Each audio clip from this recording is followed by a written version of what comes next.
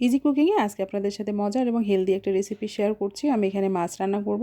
তবে এই মাছটা আমি একদম হাতে মেখে অল্প মশলায় রান্না করছি এবং খুবই মজার হয় এই মাছ রান্নাটা। যে কোনো ধরনের মাছই আপনি এই রেসিপিতে রান্না করতে পারেন এবং সেটা খুবই মজার হয়।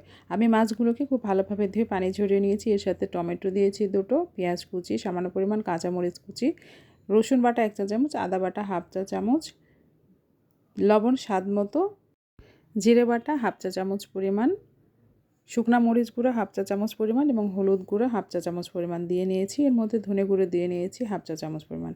এই সবগুলো দিয়ে সামান্য পরিমাণ তেল দিয়ে এখানে আমি এটাকে খুব ভালোভাবে মেখে নেব। সবগুলো মশলার সাথে মাছটাকে ভালোভাবে হাত দিয়ে মাখিয়ে একদম মিডিয়াম থেকে লো হিটে এটাকে রান্না করতে হবে 5 থেকে 6 মিনিট। এক পাশ যখন তেল বের হয়ে আসবে তখন উল্টিয়ে দিতে হবে, হালকা হাতে উল্টাতে হবে। খুব বেশি নাড়াচাড়া করার দরকার নেই। এই পর্যায়ে মাছটা নরম থাকে, তাই হালকা হাতে নেড়ে উল্টিয়ে অন্য পাশটাকেও 4-5 মিনিটের মতো রান্না করে নিতে হবে। এরপরে এর মধ্যে আমি 1 কাপ পরিমাণ পানি দিয়ে নিচ্ছি।